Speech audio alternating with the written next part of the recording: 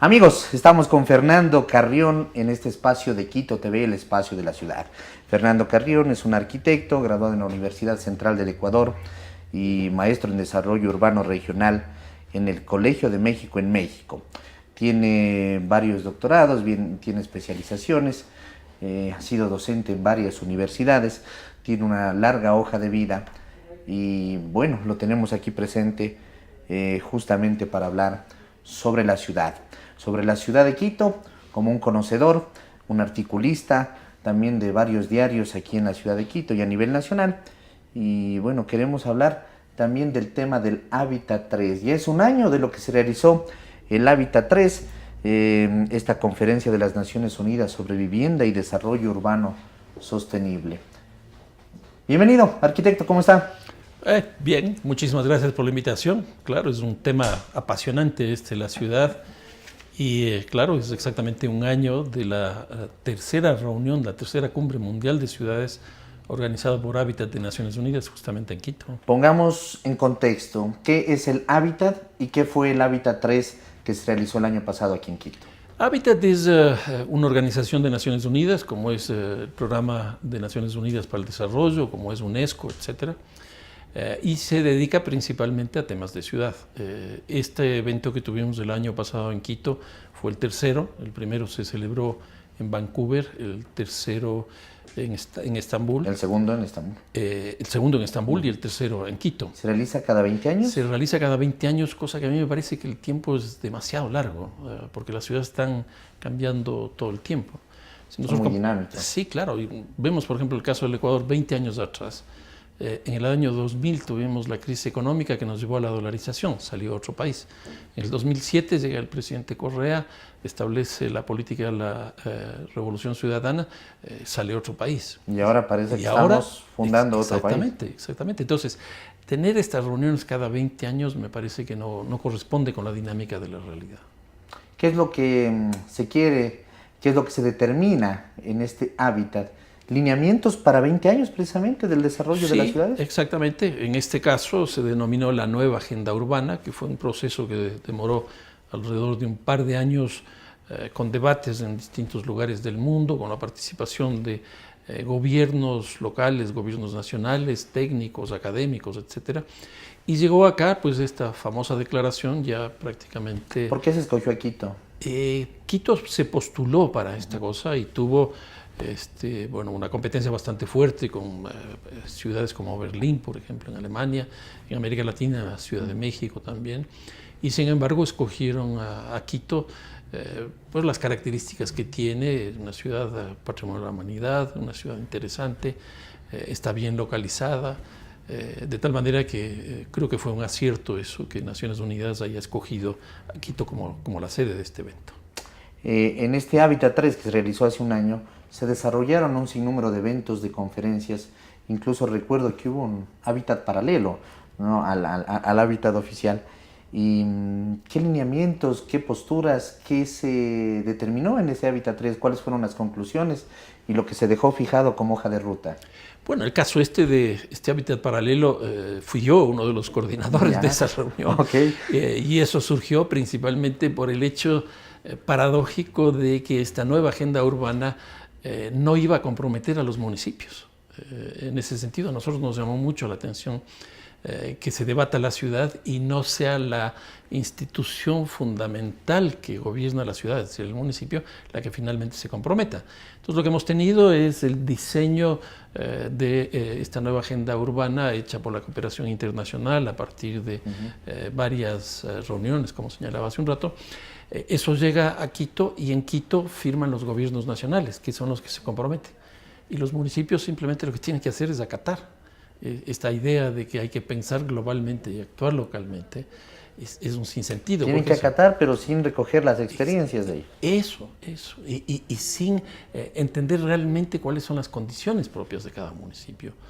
Y nos pareció que eso era un cierto despropósito. ¿Pero fue un hecho puntual de este Hábitat 3? No, todos. Lo que pasa es que Hábitat es de Naciones Unidas. Entonces lo que congrega son a las naciones, a los países. Por eso es que los signatarios de la nueva agenda urbana fueron 196 países.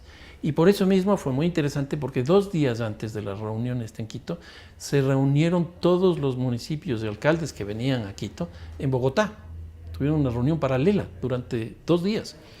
Y también en Quito el día domingo hubo otra reunión de alcaldes. Estuvieron en Bogotá y luego vinieron para acá. Y luego vinieron acá y se reunieron el domingo. La reunión oficial empezaba el lunes. ¿Alcaldes de varias latitudes? De todo el mundo, de todo el mundo. Se reunieron algo así como 300, 400 alcaldes. Fue una reunión realmente muy, muy interesante. Ahora, de aquí surgieron esto que se llama la nueva agenda urbana, que a la larga son ciertos lineamientos que deben tener las ciudades para desarrollarse. Por ejemplo, uno de los temas que tomó mucha relevancia fue lo que se denomina el derecho a la ciudad, que es lo que ocurre principalmente en las ciudades del tercer mundo y en América Latina. Esa cantidad de familias, personas, etcétera, que viven en los márgenes, en las periferias, esto que se llaman las favelas en Brasil, las villas miserias en la Argentina, los barrios periféricos en Quito, que son asentamientos humanos donde no hay todos los servicios que la población demanda y requiere. Y entonces aquí se planteó el derecho a la ciudad. Es decir, esta gente también tiene derecho a la ciudad. El hecho de que posiblemente hayan sido asentamientos en un momento ilegales, otros ya legalizados, no les quite ese derecho de acceder precisamente, de ser parte de la ciudad, de ser ciudadanos. Sí, o sea, el concepto de ciudadano viene de la ciudad. Y Civitas precisamente es eso. Entonces esta gente llega por problemas, por ejemplo, en el campo, entonces la migración del campo a la ciudad, llegan acá y llegan en oleadas. Bueno, hoy día mucho menos de lo que llegaban antes. Pero ¿qué es lo que ocurre? Se ubicaban en las periferias, en algunos casos hacían invasiones, con lo cual se producía la ilegalidad frente a la propiedad. Y en otros casos eran ilegales porque no cumplían las normas de construcción, las normas urbanísticas. Entonces, para el primer caso, es decir, para la ilegalidad, se entraban en procesos de negociación. Por ejemplo, en el caso de Quito, eso fue la lucha de los pobres, el Comité del Pueblo, Pizulí, Jaime Roldós, etc. Y se lograron formalizar esos terrenos en términos de propiedad. Y por otro lado, también había que formalizarlos en términos de las condiciones constructivas, que eso es incluso un poco más complicado, porque eso implica recursos económicos bastante altos, es decir, condiciones sísmicas, por ejemplo, o terrenos que están en zonas de quebradas, o en terrenos donde hay laderas que pueden venirse en el invierno, etc. Entonces, estos barrios obviamente entraron en un proceso de legalización en esas dos condiciones, y el derecho a la ciudad es justamente reconocer la posibilidad de esta condición de ciudadanía. Y que cada uno de los municipios o gobiernos locales pongan ordenanzas, emitan las leyes, los reglamentos necesarios para que esa gente pueda tener derecho a la ciudad. Y poner infraestructura, por ejemplo, porque en muchos casos esta gente no tenía ni siquiera vías de acceso. Entonces, cómo entran y cómo salen. Tampoco tienen el tema de recolección de basura, y eso es complicado porque la basura se la tira en cualquier lugar y eso genera enfermedades. O no hay acceso al agua potable, al alcantarillado. Entonces, por un lado viene toda la cosa esta normativa de ir adecuando a la realidad lo que pasa, la legislación que se tiene que ir produciendo, y por otro lado, obviamente, que viene toda esta cosa de la inversión pública para producir ciudad de manera conjunta. Porque el derecho a la ciudad no solo debe plantearse esa situación de que reciban, sino que también tengan que dar. La ciudadanía, que es lo que hablábamos hace un momentito, es tanto atribuciones como también deberes. Entonces uno tiene que pagar impuestos, uno tiene que apoyar con trabajo, etc. Y en esa medida uno va convirtiéndose en un ciudadano pleno. Este sería uno de los puntos que se trató dentro de esta nueva agenda urbana. Sí. ¿Qué otro punto importante podemos hablar? Otro de los temas complejos que estamos viviendo, y sobre todo yo diría en este año, es el tema ambiental. El tema ambiental, yo sostengo que estamos viviendo en una nueva naturaleza, y esto surge principalmente de lo que hemos visto en estos últimos 2 meses. Por ejemplo, los 2 terremotos en México, el uno en el sur, en la zona esta de Oaxaca, y el otro alrededor de la zona central de la propia Ciudad de México, donde los niveles sísmicos fueron mucho más altos de lo que tuvimos en el año 85, donde fallecieron cerca de 10.000 personas. Y luego tuvimos la serie de huracanes, que también fueron muy fuertes, y no solo fuertes, sino también con una secuencia impresionante. Es decir, cada día aparecía otro, cada día aparecía otro. Entonces da la impresión que esta es una naturaleza nueva. Y esta naturaleza nueva ha sido producida por el ser humano, por esta civilización, llamémoslo así, por este momento histórico, y que no es otra cosa más que el cambio climático. El cambio climático es una mutación que nosotros hemos producido en la naturaleza. Entonces, las inundaciones, los incendios, los huracanes... Ahora mismo estamos con unos niveles del sol, ¿no? De irradiación solar aquí en Quito. Nunca hemos tenido eso. Nunca antes. Y es básicamente hace 2 años. Y claro, ya empiezan a aparecer políticas para que nosotros aprendamos a vivir con el sol, porque nosotros nunca hemos tenido ese tipo de cosas. Ciudades como Santiago que tienen que paralizar el tránsito, el tráfico durante 2-3 días porque la capa de ozono ya no aguanta. Ya no aguanta. Entonces es una nueva naturaleza. Y yo creo que aquí hay una cosa muy interesante en el Ecuador, que es justamente la Constitución del 2008, donde se aprobó que la naturaleza tiene derechos. Es el único caso de una constitución a nivel mundial que se reconoce esto. Y eso me parece interesante porque eso nos lleva al tema de la justicia ambiental. Y la justicia ambiental no es otra cosa más que el equilibrio de todas las interacciones que existen ahí. Y entonces, para modificar el cambio climático, lo que hay que hacer es transformar el modelo de desarrollo urbano que estamos teniendo, porque son las ciudades, paradójicamente, las que producen este cambio climático, y las mismas ciudades son las que más se ven afectadas por el cambio climático. Entonces, aquí tenemos que modificar las ciudades. Por ejemplo, el caso de Nueva York. Esto del cambio climático se mide con la huella ecológica que llaman. Nueva York tiene una huella ecológica 90 veces más grande que el Ecuador. Y Nueva York, no recuerdo este rato el área que tiene, pero es un área pequeña. Pero ¿qué es lo que ocurre? Es un modelo de consumo muy fuerte. Consume agua, consume oxígeno, etcétera, etcétera. Y eso termina produciendo estos cambios de la naturaleza. Si eso es Nueva York, lo mismo es Tokio, lo mismo es Ciudad de México, lo mismo es San Pablo, lo mismo es Quito. Entonces tenemos que cambiar los modelos de desarrollo urbano en los que estamos viviendo. Derecho a la ciudad, factor ambiental, ¿algún otro punto importante? Sí, la planificación. Yo creo que ya... Planificación urbana. Exactamente. Uno de los reconocimientos que hubo ahí es que esto no puede quedar a las manos de Dios, sino que esto tiene que tener una cierta racionalidad, un pensamiento de mediano y largo plazo. Tenemos que saber hacia dónde queremos. Por ejemplo, esto que estamos hablando del tema del cambio climático, es decir, ahí tenemos que tener una voluntad explícita de cambiar eso. Y para cambiar ese cambio climático tenemos que tener planificación. Zonas donde, por ejemplo, no puede haber residencia y producción, porque probablemente esa producción contamina. Entonces la gente que vive ahí va a salir enferma. Lo mismo, debemos crecer hacia el norte, hacia el sur, debemos crecer en altura, debemos crecer verticalmente, horizontalmente. Todas esas son definiciones de política que deben estar explícitamente marcadas en lo que sería una planificación urbana. Yo le comentaba a un invitado, a un concejal en una pasada entrevista, de que este tema de la planificación urbana se debe de encontrar la manera de blindar de cierta forma la planificación que se crea. ¿Por qué? Porque en el caso de Quito, desde las planificaciones de James Odriozola en los años 40-41, luego con la Bienal Panamericana, siempre se ha venido cambiando la planificación.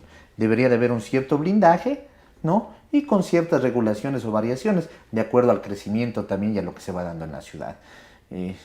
Sería bueno llegar a eso, ¿no? A respetar. Llega una nueva administración y borra todo. Sí. Y planificación al Sin piso. duda, y una cosa adicional que es bien interesante. Cuando uno compara Quito-Guayaquil en estos últimos años, Guayaquil está cumpliendo 25 años de la administración de un solo partido político, 2 alcaldes.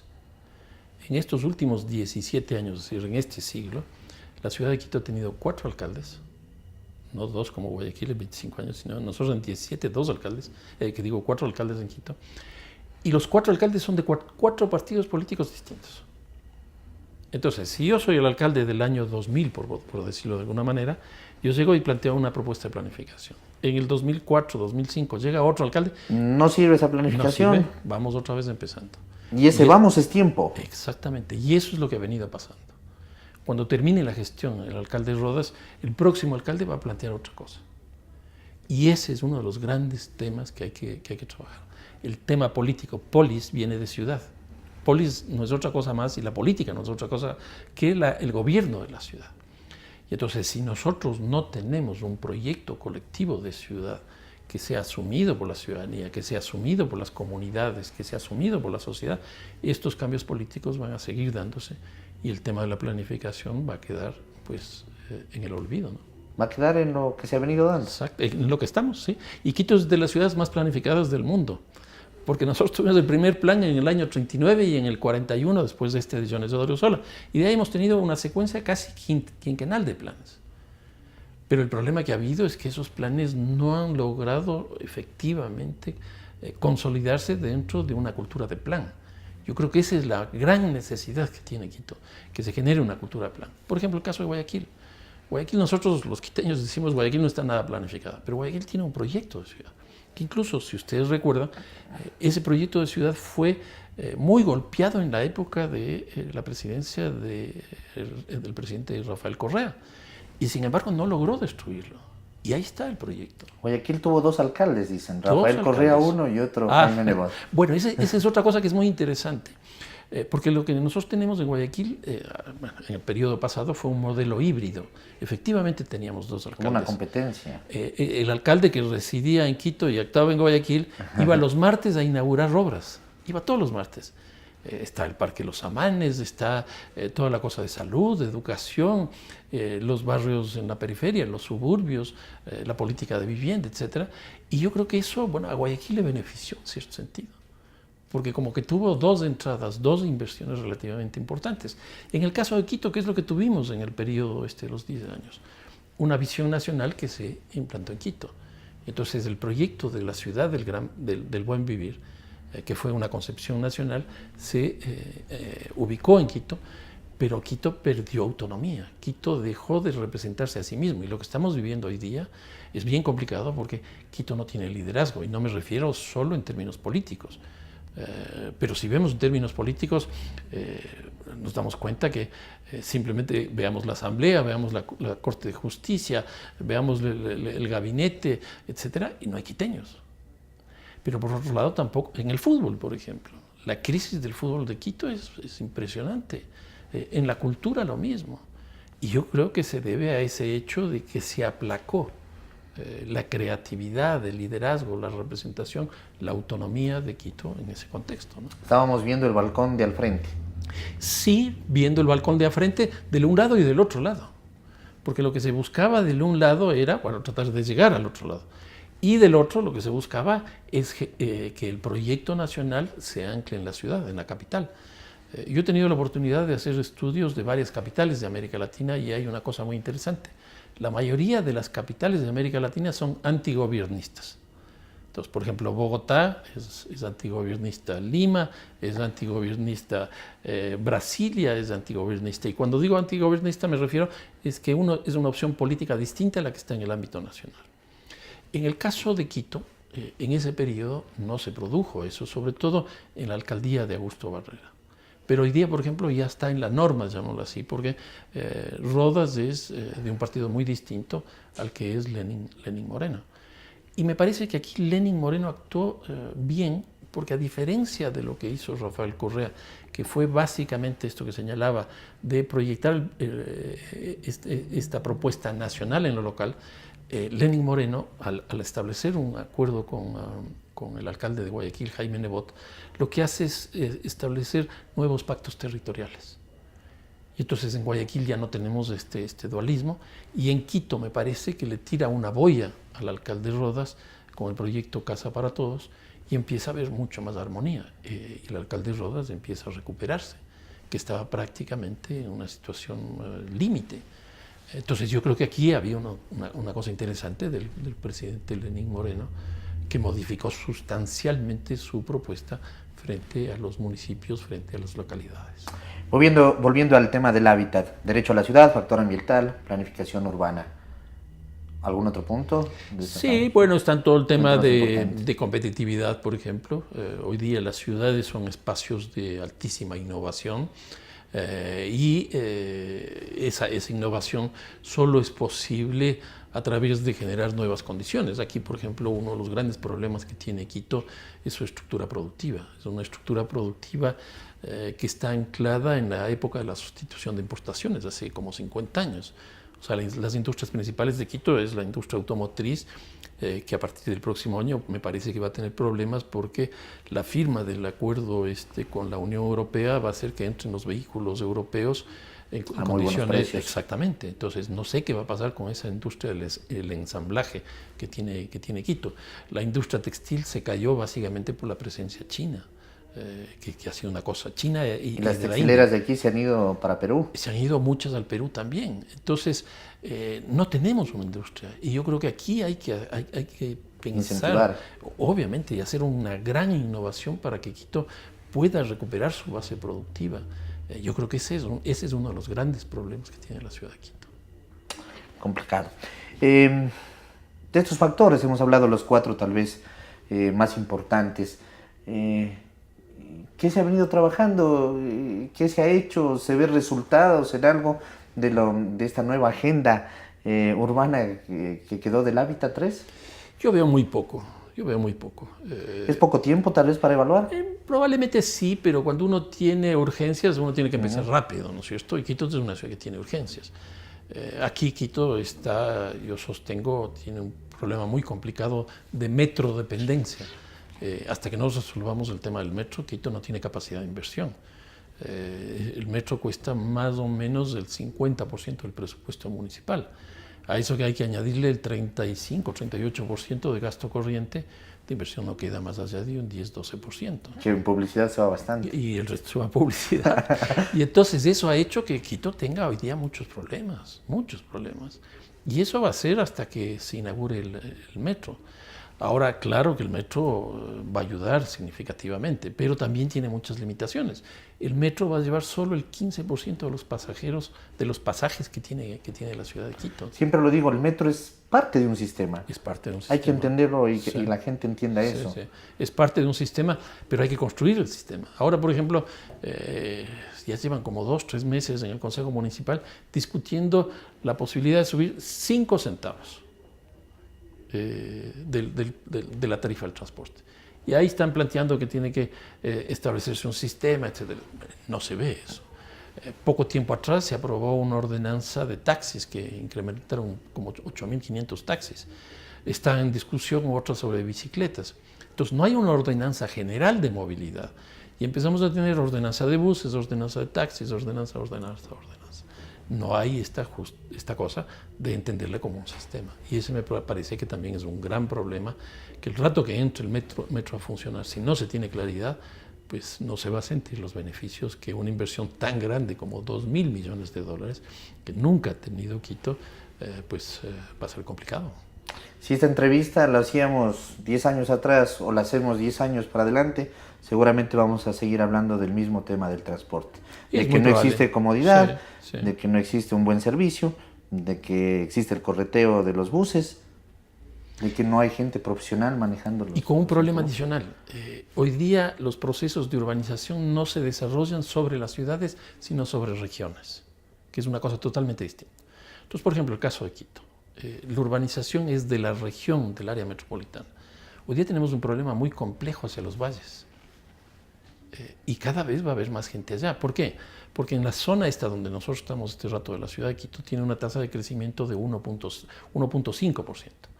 Pero en los valles está creciendo casi al 5%. En Calderón y esa zona está creciendo al 6%.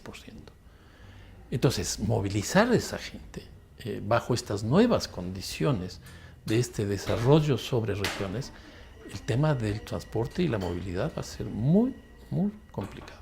Porque, por ejemplo, el metro está concentrado en la zona donde está la mayor cantidad de demanda. Pero las zonas de Cumbayá y Tumbaco no tienen una demanda así tan grande como para un transporte masivo. ¿Cómo se va a resolver eso? La gente vive en los extremos, vive en Calderón, en Carapungo, ¿no? En el sur, en Chillogallo, La Mena, Solanda. Pero el caso, por ejemplo, estos son datos censales, el centro histórico de Quito pierde población, la zona de la Mariscal Sucre pierde población. Y esto tiene su explicación. Ya no hay vivienda prácticamente en esas zonas y lo que tenemos son centros de servicios y centros de trabajo. Entonces, cuando uno va al centro histórico, el tráfico es brutal. Cuando uno va a la Mariscal, el tráfico es brutal. ¿Por qué? Porque toda la gente va a trabajar allá. Y no solo que va a trabajar allá, sino que el resto de gente va a hacer compras, comercio, administración pública, administración privada, etc. Salud, a los hospitales que se encuentran en pleno centro. Entonces, ahí pierde población, pero gana muchísimo más en términos de ser un centro de concentración de las actividades productivas que también demandan un tipo de transporte en particular. Entonces tenemos una dispersión de las zonas donde hay vivienda y tenemos también una concentración de las zonas donde está el empleo. Y eso es una especie de acordeón que tiene que ser manejado por la movilidad. Movilidad, entonces, uno de los temas a discutir siempre en la ciudad. Hay otros temas, el tema de seguridad, claro. Hay el tema, no sé si con la actual organización político-administrativa de la ciudad de Quito, no sé si se convierte en una ciudad inmanejable, tal vez. O sea, la estructura de gobierno del municipio de Quito es absolutamente anacrónica, absolutamente anacrónica. Además, porque existe el alcalde, pero hasta llegar a los administradores zonales, que deberían de ser otros alcaldes, digamos, locales, existen subsecretarios, secretarías, ¿no? O sea, no existe tampoco un diálogo directo entre administraciones o alcaldes locales con el gobierno local o el alcalde mayor, llamémoslo como se da en otras ciudades. Y con un problema adicional. Por ejemplo, el tema del transporte tiene como 5 o 6 dependencias. El centro histórico exactamente igual. Y entonces hay una falta de racionalidad en la cuestión administrativa que lo hace una gestión muy engorrosa. Cuando alguien quiere sacar un permiso de funcionamiento, no sabe si ir a la administración, ir a Quito Turismo, ir a la Secretaría de Movilidad o ir a todas. Secretaría de Movilidad, la que maneja el trole, la que maneja el metro, la que maneja la ecovía. Hay la comisión del Consejo de Transporte. Son 5 o 6. Es una irracionalidad. En términos de planificación pasa exactamente lo mismo. Exactamente lo mismo. Entonces yo creo que hasta que no se modernice esa estructura municipal, va a ser muy difícil también asumir estos nuevos retos que están apareciendo. El tema productivo, por ejemplo, que es que hablábamos hace un momento. El municipio no tiene una instancia que se dedique a eso. Toda la cuestión de educación hoy día se ha ido reduciendo, son casi el 4% de la matrícula escolar maneja hoy día el sistema municipal, ya nada. Y un dato que me lo entregaron la semana pasada, el tema de turismo. Nosotros somos muy orgullosos con el tema de turismo, pero el turismo le genera exclusivamente el 3% de la economía a Quito. Solo el 3%. O sea, nos vanagloriamos de los premios, de los Óscares de turismo. Exactamente. Pero primero, las cifras aumentan en porcentajes muy bajos. Segundo, el turismo que llega a Quito no es un turismo que deja recursos. No. Es un turismo un poco más informal, que lo que ellos pagan en un hospedaje, seguramente de 5 o 6 dólares, más cuesta el luego limpiar, el asear la ciudad con los escombros, con las cosas que dejan, que lo que realmente ha quedado en la ciudad. Y cuando uno ve el tiempo que está un turista en Quito, es bajísimo, es bajísimo. El tiempo que está un turista en el centro histórico, si no me equivoco, es como 3 horas. O sea, no es nada. ¿Y qué tiene para consumir en el centro histórico? O sea, un turista, por ejemplo, que de ciertos recursos económicos, no llega a un hotel en el centro histórico, llega a la zona esta del centro norte, la Mariscal. ¿Y qué es lo que ocurre? En el bus de turismo les sacan del hotel, les dan una vuelta por el centro histórico, llegarán al Panecillo, probablemente almorzarán por ahí, entrarán a un mercado artesanal y regresan. ¿Qué han consumido? $50 al día, $30 al día. Entonces no queda. Y aquí hay un problema muy grave, y es que con todo el desarrollo de la tecnología que tenemos, la sociedad del conocimiento, estos operadores turísticos tipo Booking, Expedia, etcétera, etcétera, se llevan casi el 40% en comisiones. En comisiones. O sea, al Ecuador les llega muy poco. si nosotros no tenemos una política de turismo para enfrentar esto, estamos fregados. Hoy día, por ejemplo, el tema de Airbnb, que justamente con Habitat tuvo un crecimiento muy grande porque Quito no abastecía con la capacidad hotelera que existía, y entró Airbnb. ¿Qué es lo que ocurre con esto? Todo eso se paga afuera con tarjeta de crédito. Y hoy día la capacidad hotelera de Quito está bien limitada. Yo conversaba hace poco tiempo con uno de los gerentes de un hotel grande de Quito y me decía, la competencia que tiene con nosotros Airbnb es muy fuerte. Y yo le decía, bueno, lo mismo le está pasando a los taxis. El caso de Cabify y de Uber es exactamente lo mismo. ¿Y por qué? Porque el municipio no se ha dado cuenta que hay un desarrollo de la tecnología, que ese desarrollo de esa tecnología está produciendo unos cambios de la ciudad insospechados. Y muy rápidos. Y muy rápidos. Esto es así, es así.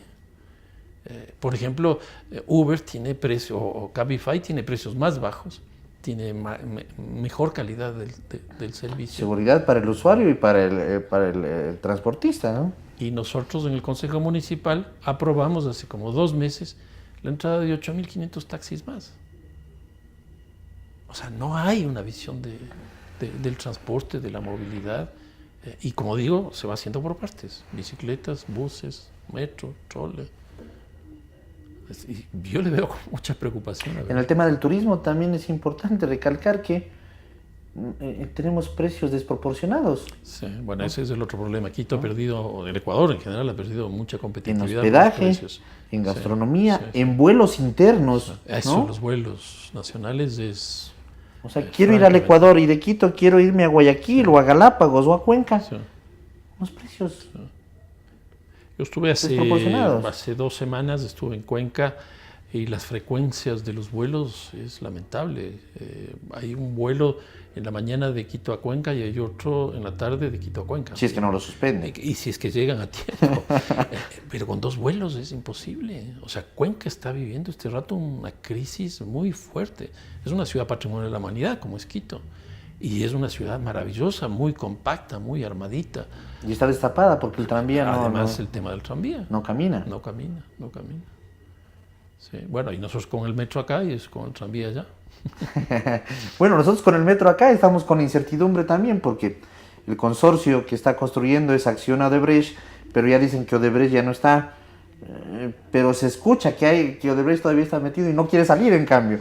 Sí, claro, porque esa es otra cosa. Este tipo de convenios o contratos, uno cree que es en Quito, pero Acciona Odebrecht vienen operando en distintos lugares, por ejemplo en Colombia. Y entonces hacen como ajedrez, nos encargamos nosotros, se encargan ustedes, nosotros presentamos de manera conjunta este concurso, después me retiro, etcétera, etcétera. Pero si nosotros no estamos al tanto de todos esos procesos, pues nos pasa lo que nos está pasando ahora. Odebrecht quiere salirse, pero me da la impresión que está generando un esquema de retirada, entre comillas, para mejorar su negociación con Acciona. Y Quito, el municipio de Quito, pues mirando, porque tampoco tiene una atribución tan fuerte frente a una situación como esta. Pero este es el tema hoy día de la contratación pública. La contratación pública no se hace exclusivamente con empresas locales, son empresas globales y actúan globalmente. Y hay que ver la geopolítica de todo eso, cómo está funcionando, ¿no? Es el tema de Quito Cables, que también tiene un... Sí, bueno, los tipo Quito Cables, yo creo que ese proyecto también ya es muy difícil que se los lleve a la práctica. Exactamente igual como ocurrió con la Plaza Argentina, que ese es un caso muy interesante porque el municipio no tiene una visión metropolitana. ¿Por qué? Porque ven ese punto como el problema. Pero no se dan cuenta que no hay una buena relación entre Cumbayá, Tumbaco y Quito, como tampoco entre los Chillos y Quito. Entonces son 131, 134 millones de dólares en ese espacio, en ese paso a desnivel que se quiere construir ahí, cuando lo que deberían hacer es aumentar los puntos de impacto de la relación entre los dos lugares. ¿Por qué no se hace la vía por Zambisa? La ventaja que habría es que ahí tendríamos 4 vías matrices que le daría estructura al Valle al Valle de Cumbayá, Tumbaco, y le daría una mayor relación entre el Valle con Quito, y no se necesitaría resolver ahí. Con un problema adicional, que el contrato que se estableció con la empresa china señalaba que no se podía generar otros accesos a la ciudad de Quito o otras relaciones entre el Valle y la ciudad de Quito, porque eso estaba financiándose a través del peaje. Entonces, todos los caminos conducen a la Plaza Argentina. Y eso no puede ser. A veces parece que hay una inmediatez y sí. ¿Dónde hacemos una obra? ¿Dónde hacemos un intercambiador? Hagámoslo aquí. Bueno, ya lo tenemos aquícito. Y eso iba. Hay unos tremendos estudios. Sí. Y resulta que a pesar de haber estudios, en la primera excavación que hace la pala, rompen una tubería matriz. Eso más. ¿No? Sí. Y el día de la inauguración tienen que hacer contraflujo. Sí. Y el diseño, a ver, se han hecho dos en la Granados. Muy cerquita, ¿no? Muy cerca. El uno, el ciclista, que antes no tenía policías, hoy día tiene policías. Antes no tenía semáforos, hoy día tiene semáforos. Hoy día eso es una cosa espantosa. Pero como el tráfico es tan fuerte, tuvieron que construir otro en la Eloy Alfaro. Pero ya están pegados los dos a ciertas horas. Entonces, ¿qué es lo que ocurre? Van a tener que construir ahora en la 6 de diciembre. Y en esa medida caemos en una especie de rosario. Cada punto hay que hacer. Es que el tráfico no desaparece, simplemente se moverá a otro punto. Es que yo creo que ya es hora de pensar en otras formas de movilidad. Por ejemplo, Ciudad de México. Ciudad de México está reduciendo el número de estacionamientos. Que si uno plantea eso aquí, todo el mundo diría que es absolutamente irracional, que lo que habría que hacer es construir más estacionamientos. ¿Qué significa esto de Ciudad de México? Desincentivar el uso del automóvil. Y yo creo que eso es lo que hay que hacer. Ahora, si no tenemos transporte público, también eso es complicado. La otra, el tema de la tecnología que hablábamos hace un momento. Si la gente ya no tiene que salir de la casa para hacer una mínima transacción en entidades públicas o privadas, lo hago desde la casa. Bueno, ahí hay el tema de la tecnología, que es absolutamente cierto. Hoy día las posibilidades que nos da la tecnología es brutal. Por ejemplo, el sistema financiero, los bancos, casi todo se hace vía red, vía internet, etc. Pero la otra cosa que hay también es que hay que planificar mejor la ciudad para que la gente se movilice menos. Por ejemplo, los ejes o los radios de acción de los hospitales, de microciudades, ¿no? Con hospitales locales. Sí. Entonces aquí hay que construir muchas centralidades. Y Quito no tiene centralidades. ¿Qué es una centralidad? Básicamente es un espacio donde están concentradas actividades a las cuales la gente se dirige. Desde la iglesia, ¿no? Desde la iglesia, la cancha de fútbol. Y entonces, eso tiene que ser construido en Quito, para que los desplazamientos no sean tan fuertes como son hoy día. Por ejemplo, la gran oferta de empleo, principalmente de sectores medios, etcétera, está en el sur y se viene al norte. Eso no puede ser. O sea, hay que generar empleo en el sur. O esto que hablábamos de hace un rato, en las zonas centrales se está concentrando hoy día el empleo. ¿Será conveniente eso? Si eso no es conveniente, entonces modifiquemos usos de suelo. El municipio tiene una capacidad muy grande en términos de planificación, que son básicamente los usos de suelo. Aquí la industria, aquí el comercio, aquí una iglesia, aquí la cancha de fútbol, etcétera. Pues usemos esos instrumentos. Se saca, por ejemplo, el tema de todo lo que son los juzgados, las notarías, del sector del Arbolito, del ejido de la Alameda, y se lo trae así en conjunto a crear caos en el centro norte, en el área de Iñaquito, ¿no? Bueno, eso es lo mismo que ha pasado con la famosa plataforma financiera, que originalmente a mí me pareció interesante la idea de ir concentrando las funciones públicas del gobierno nacional en determinados lugares, ir construyendo centralidades. Pero ¿qué es lo que ocurre? La gente no se da cuenta que el rato que uno está planteando una concentración en este espacio, estos que estaban dispersos por distintos lugares van dejando espacios vacíos. Pongamos el ejemplo quizás más visible, el aeropuerto. Es lo que llamaron eufemísticamente el Parque Bicentenario, hoy día es un espacio botado. Es un espacio botado. ¿Y por qué? Porque no se dieron cuenta que el rato que sale el aeropuerto de ahí y se va a Tababela, todos miramos Tababela y no miramos la zona del viejo aeropuerto. ¿Qué es lo que ocurre cuando salga el Ministerio de Finanzas y se vaya a la plataforma financiera? Toda esa zona donde está el Ministerio de Finanzas, ahí hay fotocopiadoras, hay restaurantes, etcétera, etcétera, que todo eso se deprime. Se deprime. Exactamente. Entonces, por crear una zona, por dar cierta racionalidad, pues estamos perdiendo. Termina afectando a Exactamente, exactamente. Arquitecto, se nos ha acabado el tiempo, pero lo vamos a seguir invitando. No, Siempre es muchas importante gracias. hablar con usted de temas de ciudad, de temas urbanísticos. En algún momento hablaremos de fútbol también. Eso. Como un profundo conocedor y estudioso del fútbol y todo lo que se desarrolla alrededor del fútbol, ¿no? Porque no es solamente el partido de fútbol, sino que hay un sinnúmero de situaciones que acompañan a este deporte, que lastimosamente estamos fuera del Mundial. Ay, sí, qué dolor, pero eso tiene mucho que ver la Federación Ecuatoriana de Fútbol. Le están achacando a los futbolistas, al entrenador, al uno, al otro. Pero aquí hay un problema de una desorganización de la federación impresionante, impresionante. Yo creo que es la crisis más fuerte del fútbol ecuatoriano el que estamos viviendo este rato. Arquitecto, muchas gracias. No, muchísimas gracias. Amigos, ha sido el arquitecto Fernando Carrión quien ha estado el día de hoy acompañándonos, hablando de ciudad, hablando de las conclusiones después del Hábitat 3 que se realizó hace un año, en octubre del 2016, de esta Conferencia de las Naciones Unidas sobre Vivienda, Desarrollo Urbano Sostenible y sobre el Hábitat Paralelo, la nueva agenda urbana, donde se habló entre los puntos importantes sobre el derecho a la ciudad, el factor ambiental, la planificación urbana y la competitividad. Amigos, hasta la próxima, que pasen bien, felicidades.